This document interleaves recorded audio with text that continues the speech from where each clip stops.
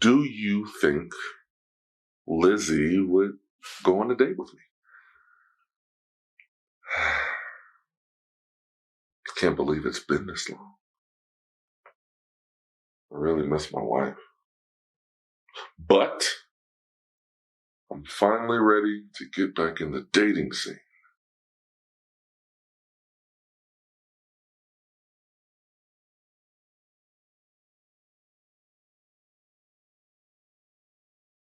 The shifters, or whatever the hell you want to call them, have been nothing but a nuisance to this city.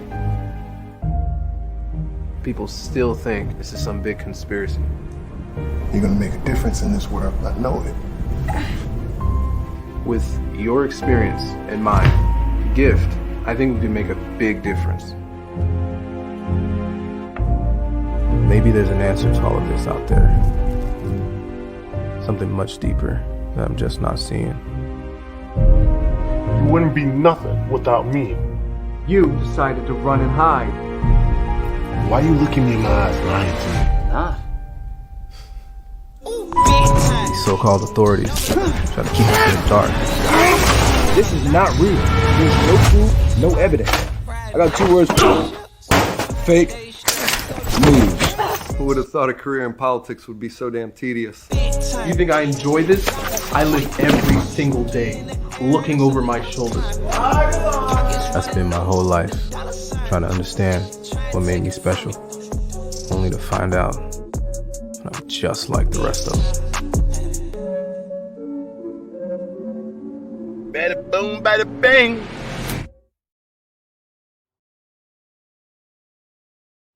Don't you see? There are nine documented cases in the world of her condition. It was a cornerstone of my studies. What are the odds of that? You know, when I first met Brenda, it was love at first sight. And you have to forgive the unromantic metaphor, but it's kind of like digging up a fossil. You know right from the first strike that you hit something big, but you just don't know what it is. So you keep digging and you dig and you unearth it little by little. And before you know it, you're looking at something beautiful. And only then can you look back and realize it was there the whole time. We got a beautiful life, man. Even if it's not what I first went digging for.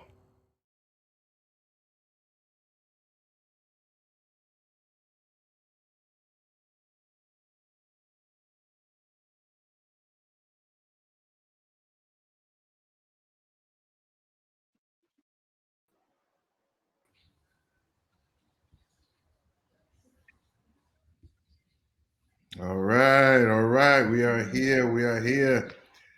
What's going on, y'all? Thank y'all for your patience. We had to, get the sponsorships in.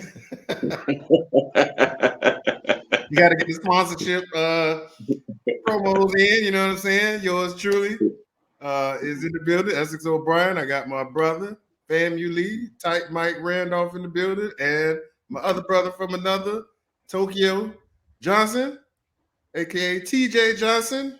And we got a little something to talk about, man. I mean, interviewer around the world, and give credit where credit is due. My man Tokyo hit me up. He was like, "Man, what you think about this guy?" I got a little bug in my ear that I've been dying to share with the world. So if you got the time, you got the place, man, we can go ahead and make this content because that's what this world is all about. So before we get right into it, if y'all are watching or if you haven't already done so, go ahead and share it. You know what I mean? We're on YouTube, we're on Facebook. Go ahead and share it so your friends and family can support, have a good laugh, have a good time for the next. I don't know. We'll have a good time. I ain't gonna put no clock on it for right now, but yeah, I'll open the door for you, man, because it was your idea that got me to get off my ass. So, Well, first off, thanks for having me, man. I definitely appreciate it. I've definitely been a fan of the show, watching what you've had going on, man. So continuing to give both you brothers your flowers while you're here. But having seen the interview and now obviously looking at those numbers, the man was dropping some truth. Like the man was saying some stuff, and depending on what side you sit on, you either looked at him as being a truth teller or you looked at him as being a hater. And, so like I said, I had an interesting take, and I want to save all of it for a little bit later. But just looking at it, I was grateful for it. I'm glad I got to watch it. It was great entertainment. Like, just to sit down for what, it was 2 hours? And Three. right, and did not mind any of it. Yeah. Did not mind any of it. It's like, look, when I watched Django and you told me Django was 3 hours, I was like, oh, that was not 3 hours, baby. That was just a good movie. Yeah. So that Katt interview was just great content. But the one thing that I want to say right quick, everybody has a past. Yeah. Just own it for what it is, because there's always somebody out there that knows the truth. Yeah. So if you want to paint the past to be this beautiful thing, it's great for folks that don't know you, but there's always folks out there that know you. And that's what I think Katt had the opportunity to show. Like, look, everything isn't this glorious past has been made out to be. So, brothers, tell me your thoughts. Yeah. I'll chime in. The resident comedian in the conversation. Yeah, sir. And I'll reserve some of mine for later, but some of it I'm gonna let go right now. I ain't gonna hold back. I do think it was 80% truth and 20% embellishment, but that is the nature of a comedian. You're gonna make up bits and pieces of the story to make it more entertaining. When people start dropping receipts the second day, it's not that they defrauded anything that he said. It was just, hey, it didn't quite happen like that. But clearly there was something that happened. Clearly there's been a vendetta with Steve and Katt for quite some time. Him and Ricky and him and Kevin. And everybody's like, man, he coming at all the big names, but he's a big name and he's known them for over 20 years. So there's clearly history there, like my man T say. I have friends on both sides of the disagreement or agreement, if you will. And I just think that it was some truth being told. And as a fellow for 23 years trying to come up in this game, I do feel like, yes, there are some gatekeepers, but I do feel like if you play by the rules, you can make it eventually. So, yes, you can shortcut the system and do some strange things to get where you need to go, or you can wait and pay your dues and hopefully your opportunity comes. That's my take on it. But I'll save a little bit for later as to why all of that happened and who benefits from all of this.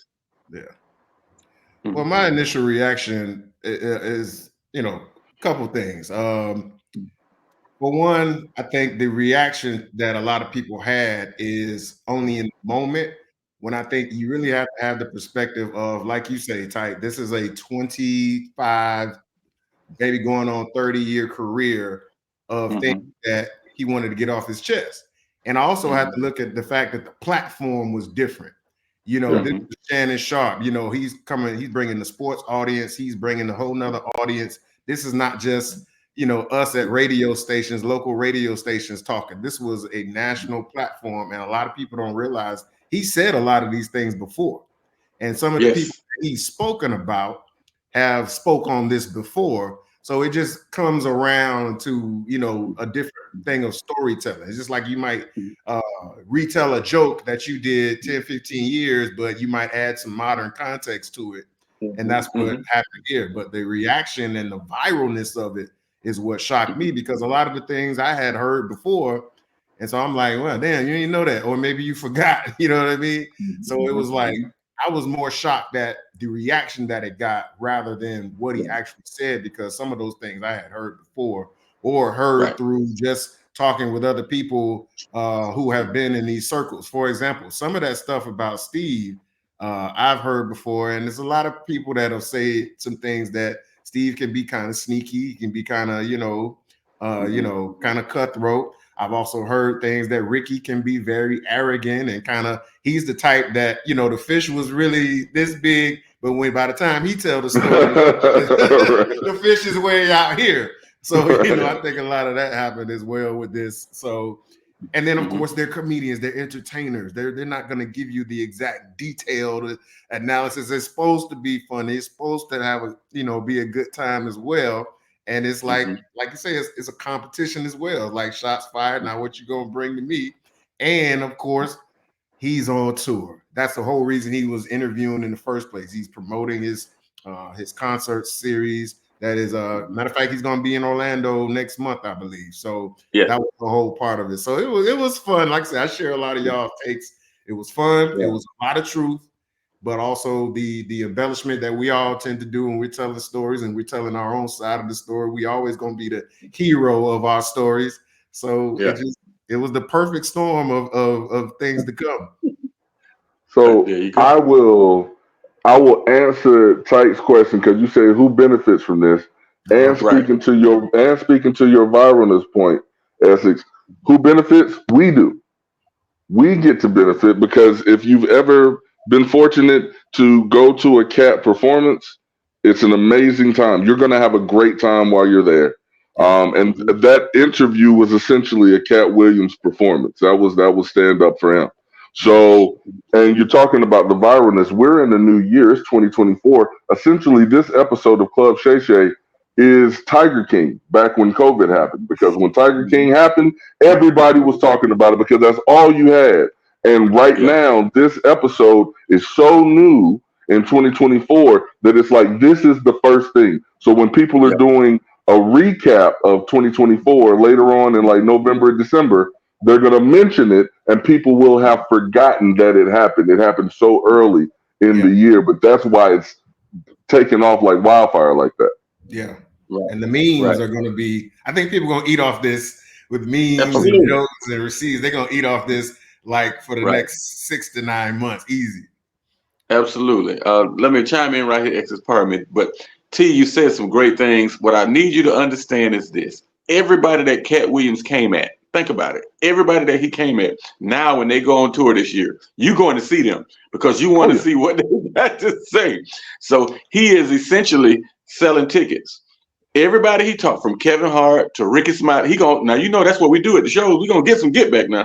The same way Chris Rock waited and waited and waited and waited to his special to let y'all know how he really felt about Will Smith. He's selling tickets, bro. You got to respect that. What people don't realize though, I'm gonna break your heart right now. What people don't realize though, this year's Katt Williams tour, Katt Williams had put 1 million people to work. On the tour with Katt Williams this year, one of the comedians, Kevin Hart's ex-wife. Yeah. And people are trying to act like that's this big grimy thing, like, ooh, he got that man wife. But I mean, they've been broke up for years. She's been a comedian for years. It ain't like, but it looks nasty. And you're right. That's just going to sell more tickets. Controversy creates controversy creates cash. I should have warmed up earlier. The only person that is not handling this well out of all those people he mentioned, in my opinion, is Faison Love. He doesn't get the whole internet game just yet. So he's doing like silly memes of Katt and all of that. So, and old performances and stuff. He don't get how to ride it. Ricky went about it the more professional way. Hey, I really did have a Money Mike part. This is really some stuff that really happened. But you already, and then, he's going to our area. Make sure y'all support him. And I love that. Ricky has given me an opportunity. All the comedians he mentioned have given me an opportunity. I worked with the majority of them, except for Steve Harvey. But I saw him at Family Feud here in Orlando. But they've all given me an opportunity. I got nothing bad to say about none of them. They've all shown love. Yeah. But to me, if I'm on that level, it's how you spin it. How, when the light's on you, how do you spin that and make that popular now? How do you use that in your tool? Hey, come out and see me because I'm going to tell you how I feel about what Katt Williams said. You know what I'm saying? If I'm a superstar, you have to spin that in such a direction, that it benefits you. The only person, like I said, that has not done that is Faison Love. Yeah. Well, Faison, to me, Faison always kind of taking the grouchy, miserly role. He's kind of negative anyway, though, you know? Yeah. So, what do y'all think about, and this is where it's good, you know, Tyke, you're on the comedy side, Tokyo and myself, we're on the acting side. We always hear about, the underside of things and what you have to do to get to the next level. What the gatekeepers, the ass you got to kiss, or in even worse situations, other things you might be asked to do with your ass. Ooh. That's something that's been out there for a long time, but a lot of people was really happy that he spoke on it and spread more light on it. So do y'all think that Do y'all think that would make any type of difference though, as far as how that happens in the industry, or are people just going to continue to go and just kind of be more sneaky, be more undercover about it? So, as I am a person that is trying to get further into the field, coming in as a stage actor and trying to get more roles on screen, Katt Williams speaking that it's stuff that we've all known, or heard of. You would hope that him bringing light to it brings change, but if you're the person in power, are you going to give that up? I mean, just being honest. I mean, if you have the ability to bring someone on, and I always tell people, I make this joke to my friends. I'm like, look, I went to the Adam Sandler school of friendom. So if I make it, everybody making it, because you see what Adam Sandler is, he puts all his people in all of his movies. Yep. So I'm like, if I have that opportunity, if I'm eating, everybody eating. But still dealing with the fact and understanding that there are certain things that you have to do. Certain, as you said, Ty, you said dues have to be paid. There are certain things. I don't think that I'm just going to wake up, submit for an audition, and just land an Oscar-worthy movie like right off bat. I don't expect that. I gotta cut my teeth and hone my skills a little bit. So people need to understand that, and don't look at what Katt Williams said about gatekeepers, meaning you just can't wake up and go make that money like that. You need to put the work in and pay your dues just so that you can be that actor or comedian or rapper, performer, whatever. If you want to be an athlete, you got to put that work in. You're not just going to, eat like crazy and then just wake up thinking you're going to run a 4-1-40. That's not going to happen. So, if they got to put that work in, everyone else should have to put that work in to achieve. But what he said about gatekeeping, I mean, like I said, you hope that it brings light and makes the change so that more people get the opportunity to shine. But if you got the power, who's giving it up? Right. I totally agree with you, T. I do think there are gatekeepers still, but I do know this in my lane, and similar to you guys' lane, there's internet. There is the internet comedians that did not come through the clubs like we did, that did not go to open mic that we did. I'm sure it's actors that didn't go to acting class like y'all did, that didn't pay their dues, and all of a sudden they jump in the line. Will they be Hollywood famous? Most of them won't, but they're trying to be internet famous, and they found a way to parlay that into the money. And for a long time, you had to go through the process. So the things that Katt speaks of that happened 15, 20 years ago, you got to think that's before Facebook, before Twitter, before Instagram, when people wasn't telling all their business. Everybody knew where Beyonce lived, but nobody knew where Marilyn Monroe lived. Think about that. How we are now putting all the things that we felt private now are out in the public. So the things that happened back then with the Epstein and all the people that did all that crazy stuff, all them crazy Playboy mansion parties and all that, nobody ever spoke on it. Now people are coming back saying something about it. That's the difference in today versus yesterday, man. So yeah, you can make it, but will it be short-lived or will it be a long-term career? They just jump in the line now. Katt Williams has mastered stand-up comedy. He does a great job on the internet. And there are comedians that master that internet stuff. They know how to capture an audience in social media. So you got to give it up to them. But does that make them a better comedian than me? Or are people on the mid-level like me? No, but they're getting the opportunities because the comedy clubs are like, we want people that's got the social media following. We don't care if they're funny. We just want the people in the seats to buy these drinks and food. So in that regard, the game has changed. And the gatekeepers are not necessarily gone, but they've changed faces and names. Yeah, that's a great point. And, just to bring up another person who was in the news recently, Christian Keys, talking about how he was harassed and somebody with a lot of power was trying to, basically diddy him. And what you have to do in this business is, your integrity is your integrity. Can't nobody take it from you. You can give it away. But what it is we all know what we go through in this and the hardships and how tedious the grind is. Somebody offers you a shortcut. The problem is a lot of people are going to take it and they're going to shut up and they're going to skip them lines and they're going to get them roles and they're going to, you know what I mean?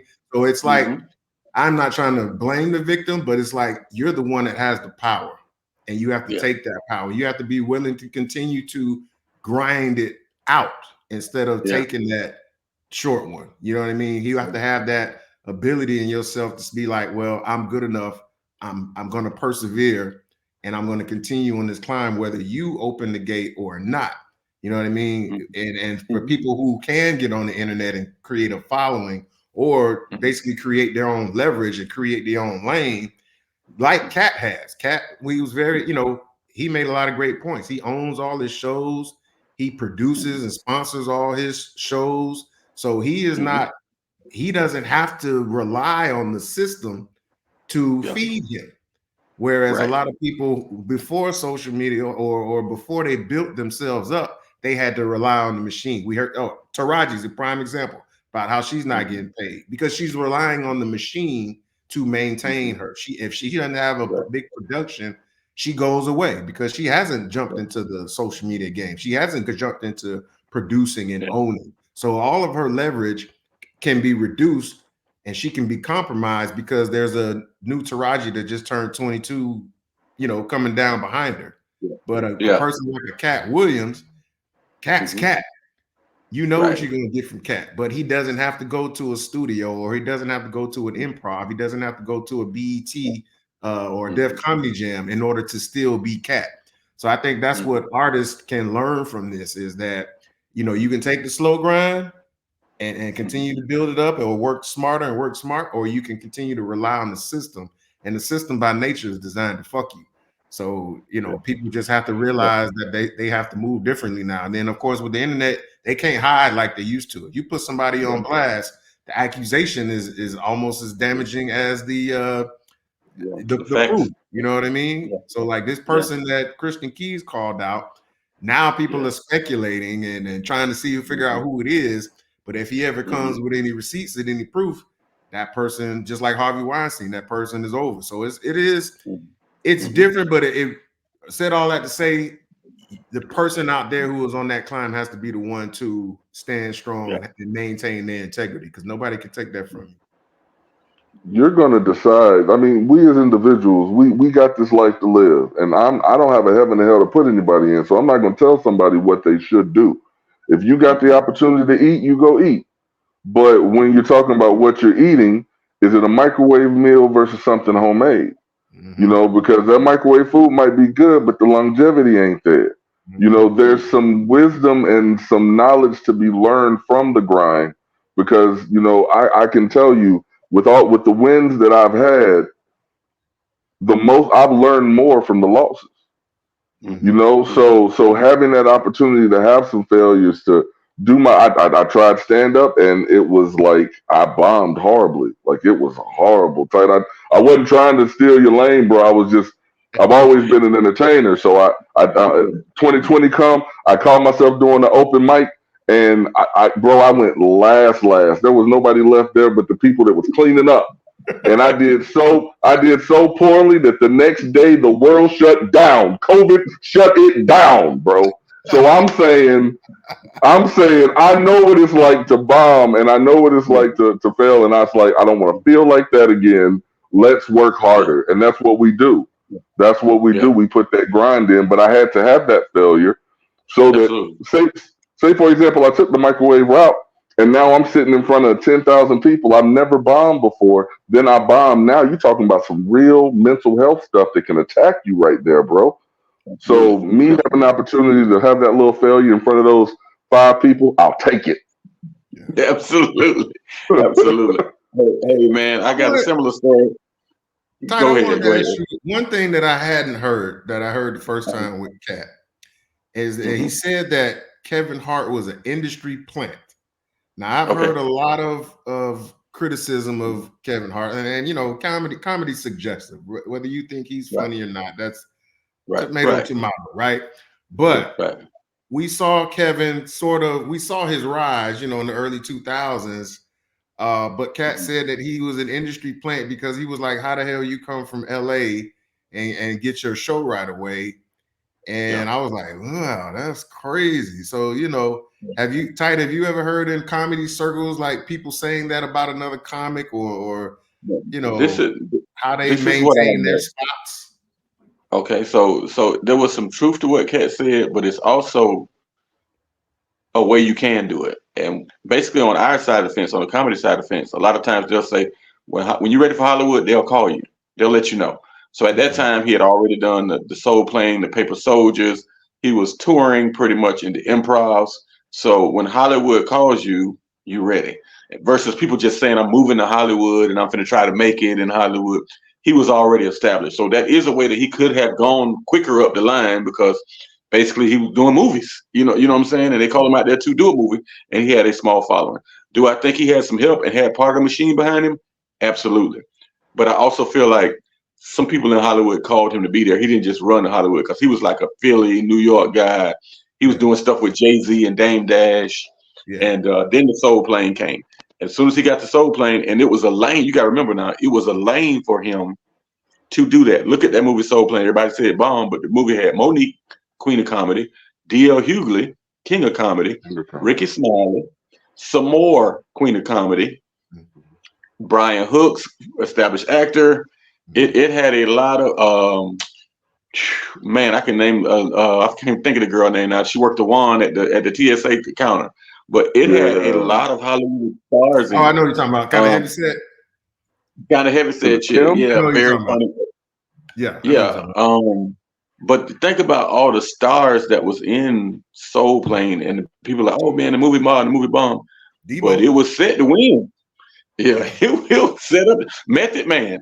Yeah, Lonnie Love. Yeah, that's right, Lonnie Love. Yeah. Lonnie Love, that is her name. But if you look at that Soul Plane movie, it was star-studded. Urban-wise, it was star-studded. It was designed to win. And think about it, we still every now and then watch Soul Plane on DVD. I was about to say, we still talking about it.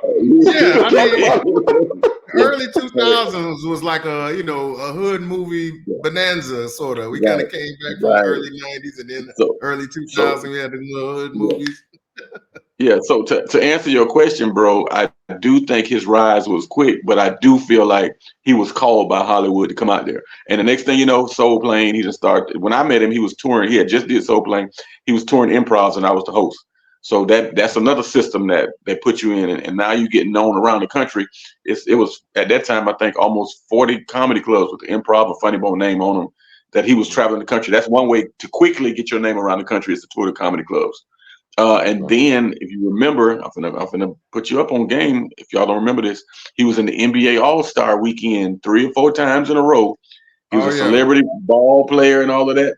So he was getting placed in front of thousands upon millions of people on a every 2 or 3 month basis. He was in movies. He started doing the smaller movies and getting the bigger roles, commercials, radio. They poured into Kevin Hart. They wholeheartedly ran with it. And what he did, which I admire, was the guys that he spent a lot of his time with. And when he got to LA, when he was doing open mics and stuff, he brought them along with him. So the Plastic Cup Boys, the guys that opened up for him, was his boys. The same way T say he gonna do, my whole crew gonna eat. But what I admire about him, he just didn't say, "Hey, you my opener." Hey, what's your idea? And from those ideas, we got Heartbeat. We got him when he bought the Jamie Foxx Foxhole stuff. We got the Real Husbands of Hollywood. And all of those ideas from Spank and Joey Wells and Naeem Lynn, the guys that open for him, all of those are stories and ideas from those guys. And Kevin said, I'll pour into you. And then he's always LOL Network. He's always starting something new to give other people opportunities. So he didn't just keep the money, almost a la 50 cents. Yeah. Put people on, created his own network and kept pushing. So yeah, he might have originally started out in the system, but he's definitely branching away, and they may still be business partners because it's all business. I thought Kevin maybe caught some unnecessary strays on that, and that's where we say 80% of it is true, 20% of it could have been just personal rivalry or just marketing for just taking shots. You know what I'm saying? Because you can't deny a person's work. That's one thing about this industry, and that's one thing I don't like about us in a way is like, okay, if a person gets to a certain level, it's like we automatically gotta take something from them. You know what I mean? We gotta accuse them of being in the Illuminati. We gotta, say that they sold out, did this, did that. But you can't deny a person's work. And that guy, he did put on a lot of grind. And his marketing, like you said, everything you said to me sound like marketing. He got in front of the right people. He wasn't an asshole. He shook the right hands. He made the right relationships.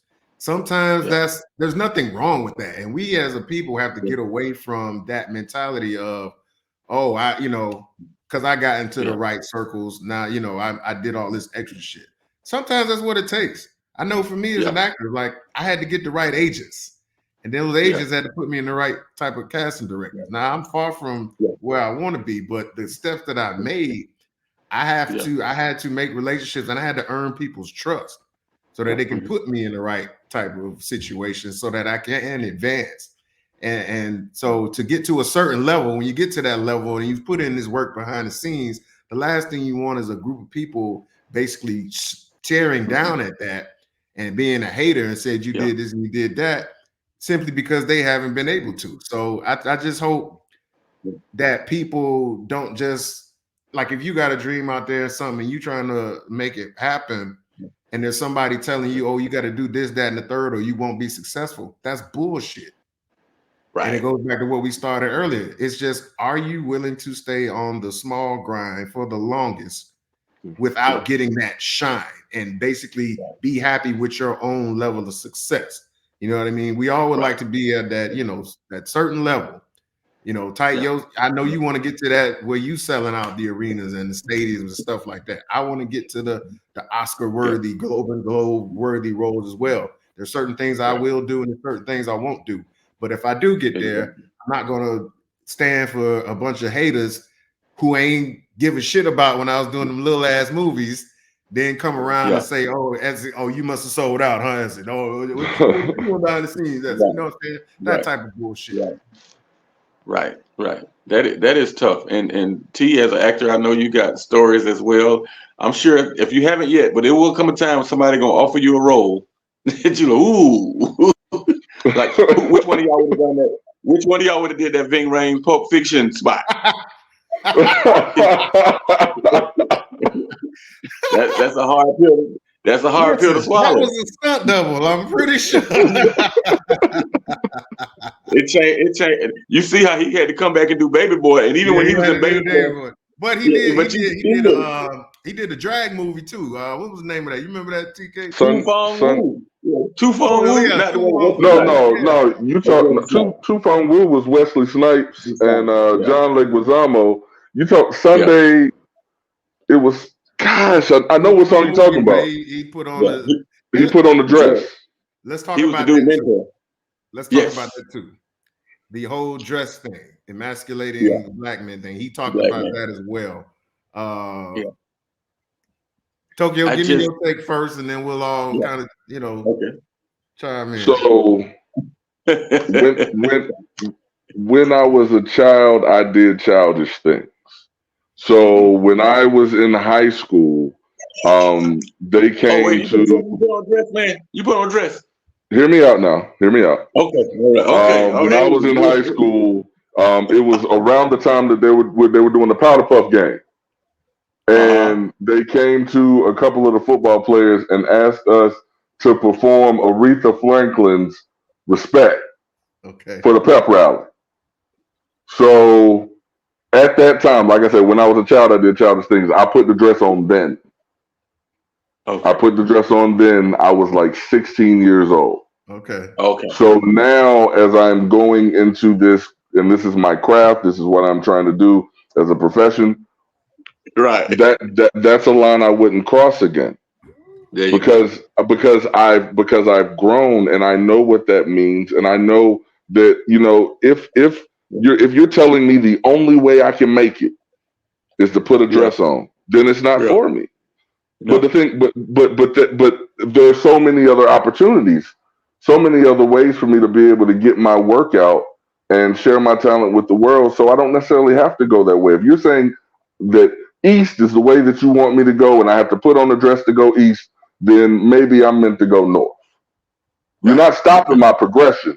It's just not going that way. So that's where I'm at now on it. Tight. I ain't never wore a dress, bro. But I was a basketball team, so we ain't had a Powder Puff football, so it was all right. But I can tell y'all this. I toured for 2 years with Benji Brown, who has an outstanding character named Kiki. But in the 2 years that I toured with Benji, he never put on a dress on stage. All I've ever seen him do was put on a wig, and that wasn't even on stage. That was on the internet.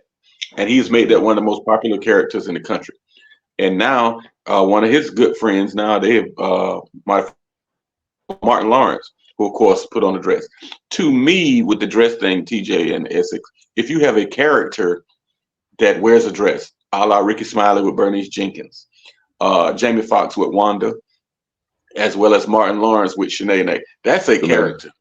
Yes. Right. That's different to me. But I just would never put on a dress. If you have a character that warrants a dress, then that's different. But for a grown man just to put on a dress for a quick laugh, I don't think so. Ricky Smiley got Bernice Jenkins. They all have characters, Essex, that they go and get money with. And that's a difference versus somebody just you throwing on a dress to try to make the skit or the bit funny. That to me, but I'm not an actor. That's more in y'all lane. I can do a female voice on my comedy show in my routine without having to put on a dress, without being too feminine because I'm an alpha male. But nothing against men that do. I just haven't done it. I don't think it's warranted. And I do think it's a conscious effort to emasculate black men in some form of fashion. But we are moving to a society that is more fluid. I don't know if you guys is that the right word, but I'm learning so much these days from the kids. Yeah, that might not even be the right word, but they just, it's almost like everybody is right. They're trying to push us all in the middle. I don't know if y'all kind of see that. Yeah. I know I'm old school, but yeah, at 50, yeah, they're trying to push everybody in the middle now. It's a few of us left out here, the last Mohicans. Got to divide the line. Call us the last samurai. Yeah, you know what I'm saying? But that's Hollywood too. Now think about that, Essex, before you answer that. Think about that. Yeah. Hollywood. If you in LA, if all three of us went to LA now, and we was out there for a month and we ran out of money, who would come home? Who would stay and grind it out and not eat for a day? And who would do something strange just to keep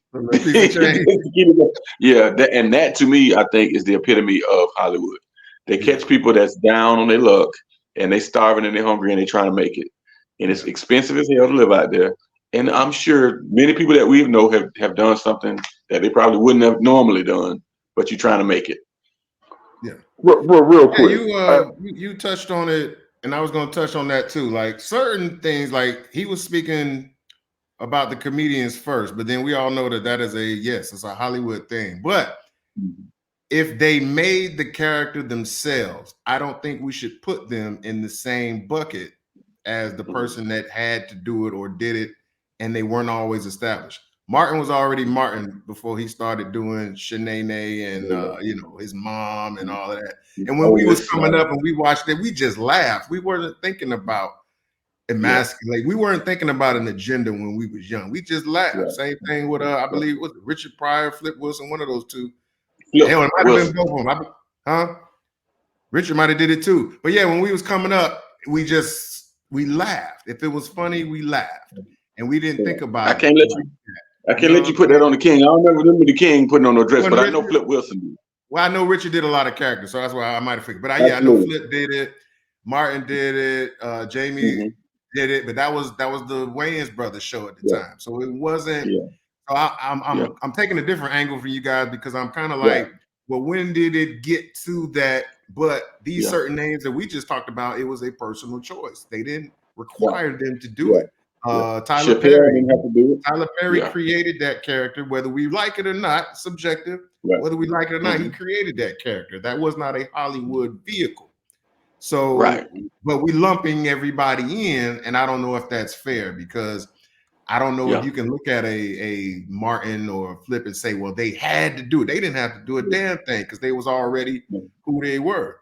So you got to take every little individual case out there and then judge it for what it is.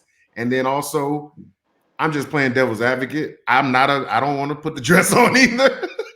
I don't want to do certain things either because I got a son, I got a wife that I want to, respect me and everything. I'm also friends and family, but what was I gonna say? The dress. You want to wear if Hollywood call you. Oh yeah, I remember now.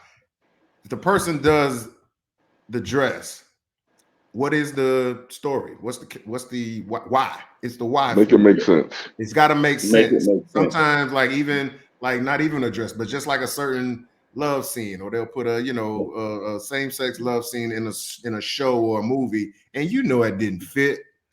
It didn't call for that, but it's sort of a thing to be provocative and things like that. That's where I kind of look at it and I can be like, all right, you did that shit because you was trying to get on. And that's where I can lose respect for something. Okay, so would you say that you watch, both of us, all three of us watch P-Valley? Yeah. Would you say that the little murder dude did that to get on? Did he really have to do them scenes with Uncle Clifford? Did he really have to do that? Because it's called P-Valley. That's what got us all in the beginning. We was all there to watch P-Valley, and they said it was a strip club, and we was on it. And don't get me wrong, I will give P-Valley this much credit. As much as they have heterosexual stuff, they have the strippers messing with the security man. They do have the gay stuff too. And nothing against nobody that's gay that's on here watching. But they cover every genre of sexuality, in my opinion.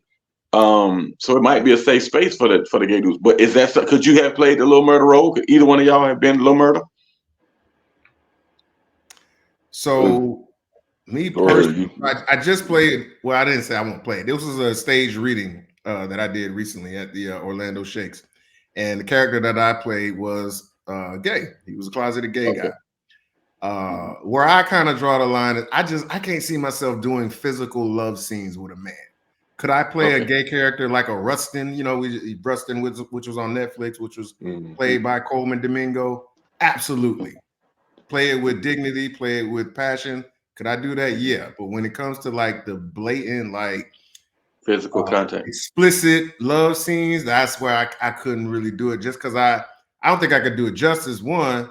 And then number two, like, I don't know if I want that image out there forever of me for the brand the way I see myself going forward. So nothing against it. It's the sex scenes for me. I don't know if I could get to that point the way he was doing it. Now, I will say this: the guy in P-Valley, he's a hell of an actor. But that's what popped him off. Like, that show is taking him now to where we can see more of his work, and he definitely has a tremendous amount of talent. So I can't really judge, man, because and he's married, got kids. I know sometimes in these days that don't matter. But he said he and his wife sat down and they talked about it, and she supported it. And they said it wasn't like he was signing up to do it, like raring to go to do it, but he had to make a conscious decision, like, damn, this could be it for me. And I understand that as an actor, because it's like sometimes we live and die by one role to the next. Every role you take could be your last one. So it's like, I can't judge. I can't sit here and negatively judging, but I just know for me it would be extremely difficult. I don't think I could do it. The TJ, you think you play a gay character, but the sex scenes, I don't know. Sex scenes. So TJ, how about it's got to make sense. It's got to make sense. I'm not going to go, all in on some scene just because you want to put an R rating on something. Like I need for it to make sense, because when it comes down to, I look at this as art.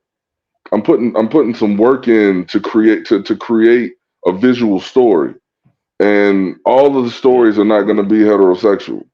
There are stories of homosexuality and other things that need to be told, and they're beautiful stories. So if someone sees me and says, TJ, I want to cast you because I feel like you can do this role, if I read it and it makes sense to me and my people, then, I'm going to go and I'm going to put my best foot forward, because when you look at that, you're not looking at TJ. Right. You're looking at who I'm playing. And I want to make that role as authentic as possible, so that no one who's known me for however many years can look at that and be like, oh man, that's just TJ. Nah, I am trying to put something else to it.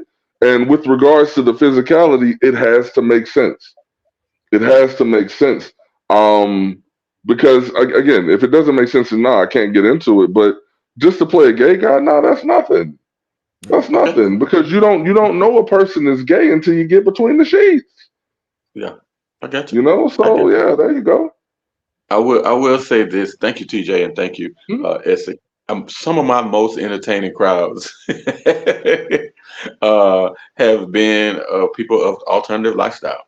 My buddy, rest in peace, DJ Sexwell, used to DJ every Tuesday night at a place here in Orlando. Used to be called the Parliament House, and he would brag. You know they tore that down. Yes, they did. Down? Yes, I drove by there do. a month or so ago, and it was like what? Like I had never been in there, but I knew of it. Heard so much about it. And we all used to tease him, and he said, "Tight, if you ever went with me, and I know with a name like Tight Mike, you think I would have been no." But he is the one that opened my eyes to it, and I got to give him credit. The crowds are so receptive; they laughing, they just there to have fun. And so he would DJ, and he's like, "Man, this is how I break records. This is how I know if a record gonna be good. If I can get this particular audience to dance to this stuff, I know that was a good mix. I know that's a good song because they give me a true, authentic vibe." And I was like, "Wow, that's good." Now, probably once every couple months, I perform at a place that I know, and it's mostly ladies that like ladies, which I admire too. The audience is majority lesbians or bisexual women. But they give me an honest response. When I want to try out my new jokes, I go to this particular place. I won't say the name right now in Central Florida because I don't want to mess up the lady night. It goes very well. But it is a great time. And then I got knowledge on, some people just don't have knowledge about the alternative lifestyle people. I get knowledge. And then that way I can speak authentically and knowledgeably when I'm telling jokes about that particular genre. Yeah. I love it. That's what's up. But no, I probably wouldn't wear a dress. To go back to the original question. Yeah, I mean, you don't need to go. Comedy is, I mean, movies. But that's good. Yeah, I just think people need to make that distinction between, I had to do it versus I did it because it's mine and it's my character and it was funny as hell or it told a story and something like that. So yeah, I think we put too much on each other sometimes, man. Like this shit is hard. Like absolutely. Everybody, like I say, like we said earlier, your integrity is your integrity. If you can sleep with yourself at night and you can feel good about the way you got your success, that's what it is. And everybody else gonna have to make their own choices and their own decisions. I don't think you should go through your whole career wondering what the hood is gonna say about me or what the community is gonna say about me because shit, if you they'll chew you up and spit you out if you don't goddamn get no success on you. So it's like maybe we shouldn't be so hard on each other about that. That's all I'm saying. Yeah. Go ahead, bro. Go ahead, T. I got you. No, I wish that we could, and you said that, Essex, and I appreciate you for saying that. I wish we could take this as a moment to say, let's get out of that crab in the barrel mentality. Yeah. And ripping each other down because we sit there. If you do everything right, they'll say, oh, you don't give back enough. You don't spend enough time at home. So let's say you spend all your time at home. Well, they say, oh, you fake. You just showing off for the fake. So it's like it's always going to be something that said. So again, we talked about the dress. If you feel like if that's how you got to get on, get on. Look, people have done worse for less. Yes. But and they don't talk about that, and that's okay because their life isn't in front of the camera. So they did what they had to do to get that $80 to keep their lights on. Nobody knows, so it's okay. But you want to pass judgment. That's not it. No. That's not it. So let's get out of that crab in the barrel mentality, baby. It's a whole lot of y'all that was in a bind, Nate. You remember? Some other time. Some other time. Oh, I was in a bind, Nate. That set it off right there, man. I admire anybody, man, doing those type of scenes and things like that. That's Jada Pinkett Smith. That's compromising position. Yeah, and it's clear what's going on in that one. I think we're going back to our point. Katt went off in a way, but I think a little bit of you got to blame some of it on the liquor a little bit too. Yeah. But he and then Katt smoke too, so you just don't know. But he did speak a lot of truth, and you can tell it's something personal with him and Steve, or him and Ricky. You know what I'm saying? So, but all of us, we entertainers, it's gonna be some form or fashion of ego at some point. Your ego gonna slide in there. You got the platform, you gonna say something. And with Katt being as articulate as he is, I really think he set himself up to go on a great tour. If Steve want to come back and say something that add validity to what Katt is saying, said anything that had validity to what Katt is saying. Kevin Hart, validity to everything Katt said. So if he go right now on tour and say, look, 95% of the stuff I said was true. Yeah. It's up to y'all to figure out what the 5% wasn't. He is still won. Yeah. Now you know who I think called a real unnecessary stray though. He said Earthquake couldn't read. That's your community. Can you confirm or deny that Earthquake can or cannot read? Earthquake reads well. Don't do that to Quake. And he's a very funny man. Hold on, dog. Like I say, some of that stuff, most of the stuff I had heard before. I was like, why you? Even if it was true, why you put that man out there like that, man? That's not fair. Okay. But then he said also that's why Quake ain't been in no movies. Quake was in one or two movies because he can't read. But this is my point. Like I travel sometimes with Samora, very funny lady, but she goes on stage and establishes right up front, I am a stand-up comedian. I'm not trying to be in all these movies. I'm not trying to do all these stage plays. I am a stand-up comedian. She said, and one of her jokes, which is hilarious, I got to give her credit for this. She said, I could have never done The Color Purple. I respect Fantasia so much. She said Fantasia had to go and play Celie. She said, ooh, man. She said she would have rather played Mr. But you got to give it to the lady. She's stayed in her lane, and for over almost 30 years now, Samoa has been doing her thing, dog. Yeah. And only movie I remember is Soul Plane and Friday After Next. Yeah, that's true. But she's still famous, still got 1 million followers, still doing her thing, bro. So it is a lane for you if you're funny. And she kind of came along with that comic view stuff from back in the days, but she has always been fashionable and always been funny. And she created a brand that stood the test of time, man. You gotta get up people like that. And that's what I say that to say this. That's what I feel like Earthquake is.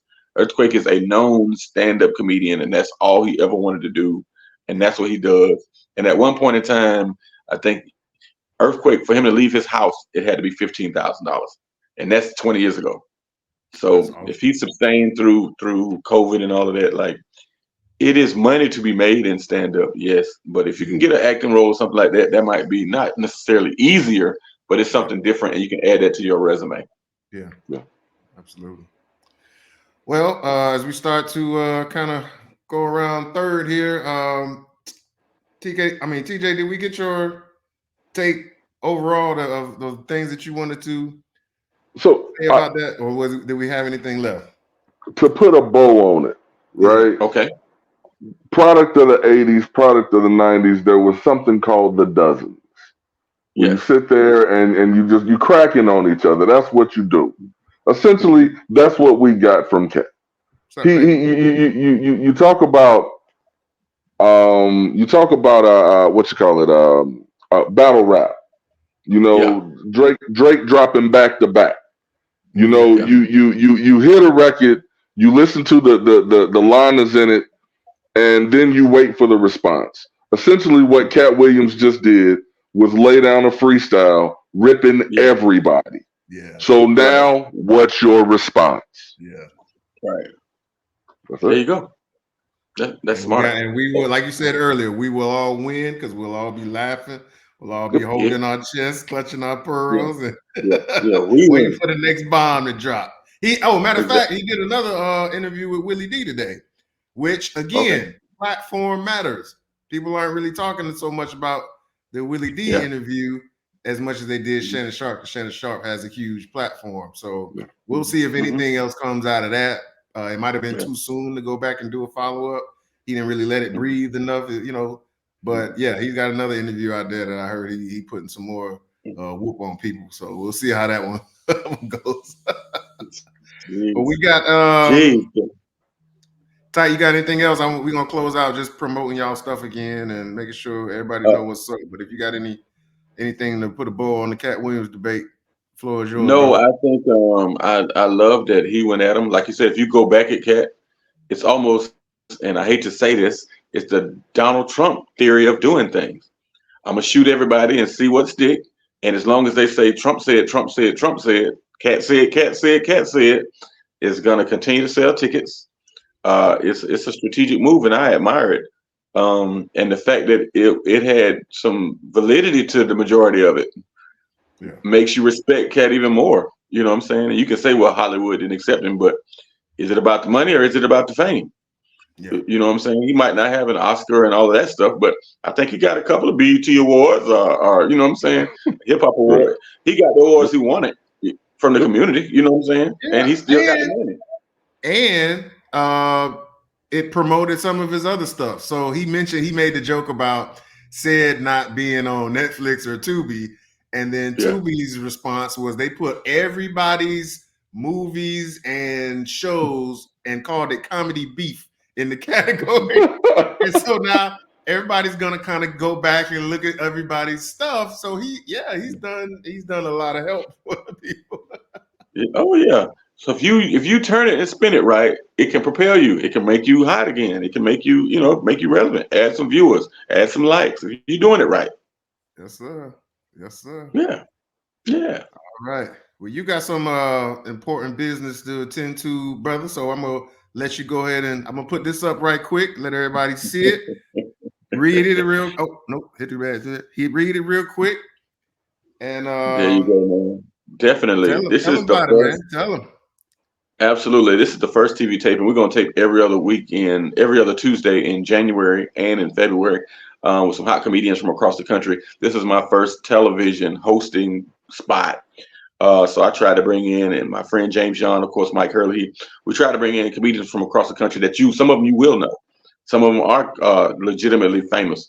So this first show, we got Marvin Dixon coming in, Miami King of Comedy, as well as Florida King of Comedy. Yeah, Marvin Dixon. Yeah. Oh yeah, absolutely. And opening up for him will be a young lady, from Tampa, Miss Quinn, very funny up and coming comedian. Our second headliner of the night, so you get two shows in one night that we're taping, is one of New York Kings of Comedy. There's 4 New York King of Comedies right now that are on tour. Talent, Rob Stapleton, Capone, and this gentleman right here, Mark Vieira. Mark Vieira is extremely funny. He has a Comedy Central special. Very, very funny, man. He's coming in and do some time for us to get this Got Jokes, Afro's Got Jokes, a brand new TV show, stand-up comedy, and I'll be hosting it. It is my very first solo television hosting performance. I'm excited. We're going to tape it each and every Tuesday. It'll air on Saturday nights on Afrotainment, Comcast Xfinity Channel 1623. Or if you have the Roku app, Afro TV Live on your Roku devices. Definitely, man, excited. Get your tickets now. They're free, of course, at gotjokes.tv. Come on out each and every Tuesday. Every other Tuesday starting next week. So the 16th, the 30th, and then, of course, we're going to the 13th next month and then the 27th again. We love and appreciate y'all, man. You can look at my page, The Type Mike Show, and you'll see all this information right there. Thank you so much, Essex, for this time. I've had fun with you guys. Hey, no problem, brother. It's always a pleasure. I knew you'd be the perfect balance for doing this right here. TJ, my man, I posted this earlier. You want to tell us a little bit about it? Absolutely, man. Thanks again for having me, brother. My Darling Lizzie. It's a short film that I wrote and starred in that's going to be premiering February 15th at a film festival down in Marietta, Georgia. So super excited about that. Also got some local stuff, going to be doing some stage stuff, playing Dr. Holiday in a Black History festival coming up for the African American History Theater here where I live in North Carolina. And then the film that I hope my scene remains in, Summer Camp, starring Kathy Bates, Alfre Woodard, and Diane Keaton. I hope that, that actually comes out. That's the one you were telling me about the other day? Yeah, man. Well, no. That was a different one. It was in it, boy. God damn. No, it was. That's a different one. That's a different one. But yeah, Summer Camp does come out this year. It's actually going to the AFM Film Festival, I believe, next month. So it's going to get a nationwide release sometime in 2024. So super excited for that, man. Again, bro, I'm glad that we were able to link on this. Type Mike, we got to follow each other, man, because I want to keep up with you, man. Whenever I get down to Florida, I want to fellowship with everybody, man. We having a party. Hey, man, absolutely, bro. Absolutely. I come to Georgia quite a bit too, so we'll definitely link up. I forgot to mention, March 23rd. I'm sorry, Essex. I'm hosting the Music Fest with Taisha Williams and Marvin Dixon and Rod Z. The Music Fest Orlando, man. I'm Keith Sweat, Tank, just added today, Music Soul Child, Sunshine Anderson, Trick Daddy Trina, and JT Money. Oh The man, Orlando. hey, I got to get backstage then. We got You to don't know nothing. JT Money is one of my heroes, man. I gotta meet JT Money. If you know, you JT, know. if you know, then you know. You know what I'm saying? Right. Absolutely. JT Money was all of our spiritual advisor growing up.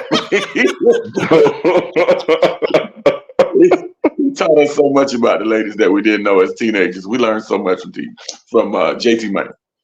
So that's March 23rd. But thank you so much, man. I apologize. I would be remiss if I didn't mention that, man. Oh yeah, TJ, I got you, brother. I got you. We'll have to probably do another show to talk about that again and just get that out Absolutely. there. So yeah, man, I had a great time with y'all, man. Appreciate everything.